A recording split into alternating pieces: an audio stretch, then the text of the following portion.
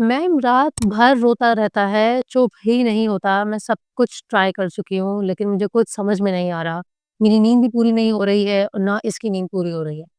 अगर आप भी इस चीज़ से बहुत ज़्यादा परेशान हैं, तो ये वीडियो आपके लिए है। मेरा नाम है डॉक्टर हिना बेग, मैं एक पाकिस्तानी मेडिकल डॉक्टर हूँ। अगर आपको बेबी की बेसिक केयर टिप्स के हवाले से मज़ीद मालूमात चाहिए, तो ये प्लेलिस्ट मैं मेंशन कर रही हूँ, लाज़मी जाके उसे चेक कीजिए। हर क्राइंग का मतलब प्रॉब्लम नहीं होता। लेकिन हर क्राइंग बेबी को समझना भी बहुत ज़्यादा ज़रूरी है। पहले तो आप एक छोटी-सी बात समझ लीजिए। बच्चे का रोने का जो तरीका है बेसिकली वो एक कम्युनिकेशन है। उसे ना तो हँसना आता है, ना उसे बात करनी आती है, ना वो गुस्सा हो सकता है, ना वो सीरियस मुँह बना सकता है। और सिर्फ़ रोना ही जानता है और इसी तरीके से उसे कम्युनिकेट करना आता है। कौन-कौन सी ऐसी चीज़ें हैं जिसमें बच्चे नॉर्मली रोते हैं? 6 से 7 चीज़ें हैं। मैं आपको गिनती करवा देती हूँ। बच्चे को भूख लगी है, बच्चे का डायपर गीला है, बच्चे को यूरिन आने वाला है, तो वो क्राई करेगा, बच्चे को स्टूल पास होने वाला है, तो पेट दर्द से क्राई करेगा, बच्चे का जिस्म ठंडा या गर्म हो चुका है, तब क्राइंग होगी, या बच्चा बहुत ज़्यादा देर तक जाग चुका है, यानी लोग उसके साथ खेल रहे हैं या उसको सुलाने की कोशिश नहीं की गई है, तो इस तरीके से ओवर स्टिमुलेशन भी हो जाती है। इस तरीके के छोटे-छोटे बहुत सारे मसले-मसाइल बच्चों को होते हैं जिसकी वजह से वो रो रहे होते हैं।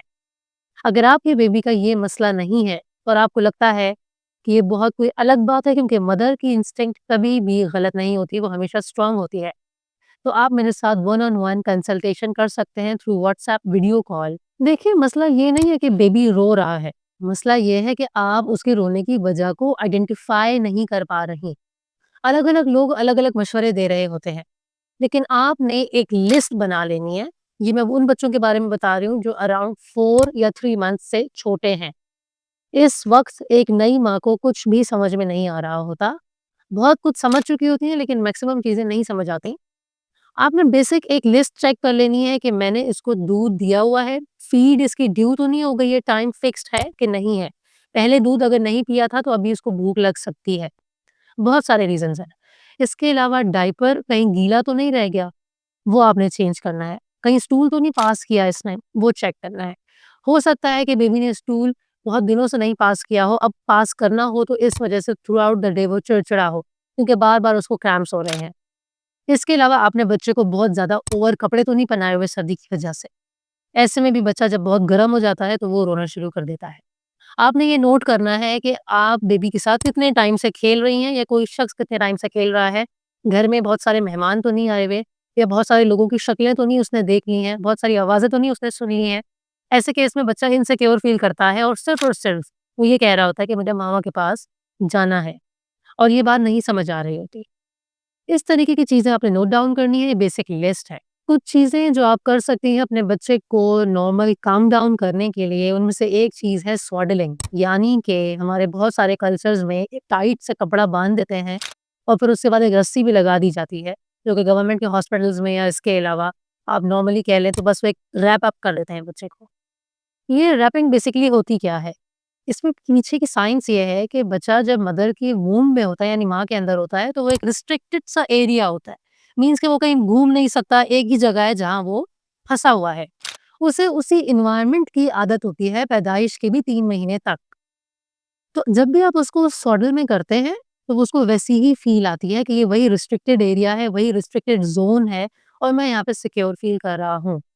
ख़्याल इस बात का रखना है कि आपने अपने बेबी को ऊपर की तरफ से तो आप भले ही थोड़ा-सा टाइट रैप कर सकते हैं, लेकिन उसके कूल्हे की हड्डी यानी एब्डोमेन से नीचे वाला एरिया ढीला होना चाहिए ताकि उसकी टाँगें खुली रहें। बाँधना है आपने टाँग के पास भी, लेकिन आपने ओवरऑल बहुत टाइट नहीं करना। एक चीज़, दूसरी बात ये कि आप 3 टू 4 मंथ्स के बाद इस स्waddling की टेक्नीक काम नहीं करती, बच्चा बड़ा हो चुका होता है, बच्चे को नज़र आना शुरू हो जाता है ब्लैक एंड व्हाइट, बेबी अब डिस्ट्रैक्ट होने लगता है, दूध पीते-पीते एकदम से कोई आएगा या किसी को वो देखेगा या कोई आवाज़ आएगी तो वो डिस्ट्रैक्ट हो जाएगा। इस तरीके की चीज़ें जब होती हैं तो बच्चे को अब अवेयरनेस होने लगती है थोड़ी-थोड़ी एनवायरनमेंट की, तो अब वो इतना परेशान नहीं होता कि उसको सिक्योर फ़ील करने की ज़रूरत पड़ सके। इसके अलावा आप व्हाइट नॉइज़ का इस्तेमाल कर सकते हैं। अब इसमें बहुत सारी बीच में कॉन्ट्राइंडिकेशंस भी हैं कि बच्चे के कान तो नहीं खराब हो जाते, कितनी देर लगा के रखना है, सारी रात लगा के रखना है। देखिए, बात सारी ये है कि माँ के पेट में जब बेबी था, तो उस केस में जो अराउंड उसका एक एनवायरनमेंट था, वहाँ पे ब्लड फ्लो की मुसलसल गशिंग साउंड उसको मिल रही होती थी। आगे-पीछे की भी आवाज़ें उसे आती थीं और माँ के दिल की धड़कन की आवाज़ भी वो सुनता रहता था। इसी तरीके की आवाज़ अगर आप उसको बाह्य दुनिया में आने के बाद भी सुनाएँगे, तो वो सिक्योर फ़ील करता है, काम हो जाता है। अब तरीक़ेकार ये है कि आपने मोबाइल या कोई भी ब्लूटूथ डिवाइस के साथ बहुत फुल वॉल्यूम में व्हाइट नॉइज़ नहीं लगानी होती।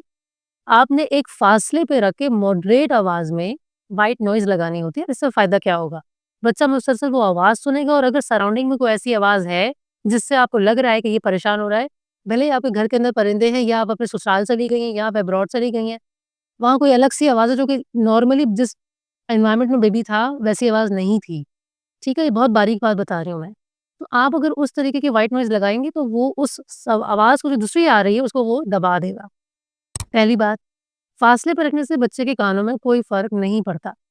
तीसरी बात, आपने एक लंबे वक़्त के लिए ये चलानी होती है, मीन्स के आपने 3, 4, 5 घंटे के लिए मुसलसल लगा के रखनी होती है, तो बच्चा कंटीन्यूअस काम डाउन रहता है, सो जाता है, जब जागना होता है तो उठ जाता है। व्हाइट नॉइज़ का इस्तेमाल स्लीप साइकिल बनाने में भी बहुत ज़्यादा यूज़ किया जाता है। कुछ बच्चे इसके असर में आ जाते हैं, कुछ नहीं आते। अब ये बेबी की और आपकी आपस में अंडरस्टैंडिंग है, केमिस्ट्री है, वो फिर स्लोली एंड ग्रेजुअली वक़्त के साथ-साथ समझ आना शुरू हो जाता है कि बच्चे के ऊपर क्या चीज़ काम कर रही है और क्या नहीं कर रही है। इसके बाद बहुत सारे लोग जो कि एक ही बात कहते हैं कि बच्चे को गैस का इश्यू है, तो इसको डकार दिलाओ, गैस खत्म होगी। देखिए, बर्पिंग करने से गैस लाज़मी खत्म होती है, गैस पास होने से गैस लाज़मी खत्म होती है, लेकिन जो बच्चा कोलिक में है वो उस परेशानी में काफ़ी लंबे अरसे तक रहता है और मदर्स इससे बहुत ज़्यादा परेशान होती हैं। लिहाज़ा आपने बच्चों को टमी टाइम देना है। अब कोलिक बेसिकली है क्या? इसके ऊपर रिसर्चेज़ हुई हुई हैं।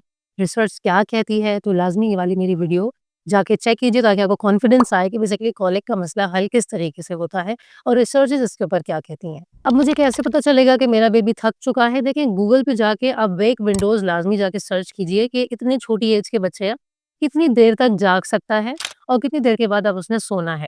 अगर आपने उसको उस टाइम पीरियड से बहुत ज़्यादा जगा दिया है, तो ऐसे केस में बच्चा ओवर टायर्ड हो जाता है। अब वो सोने के लिए भी रोता है, समझ गईं? मदर्स मुझे कहती हैं, "मैम ये सोना चाहता है, लेकिन ना ये रोता रहता है।"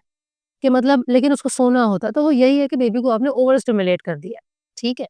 तो इस चीज़ से आपने बच्चे को बचाना है।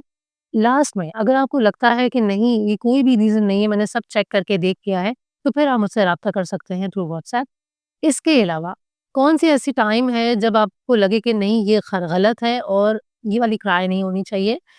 वो चीज़ें हैं जिसमें आपके बच्चे को साँस बहुत ज़्यादा तेज़-तेज़ आ रहा हो। आपने देख लिया कि बेबी जो है वो फ़ीड नहीं ले रहा, फ़ीड को छोड़ रहा है, तो ये डेंजर साइन होता है। बच्चा जिस तरीके से पहले एक्टिव था, अब वैसा एक्टिव नहीं है। This is also a danger sign. Baby lethargic है। इसके अलावा बच्चे की जो रोने की आवाज़ है वो बहुत ज़्यादा बारीक और ऊँची है, लाइक हाई पिच क्राई जो कि ऐसे कभी भी पहले नहीं हुई।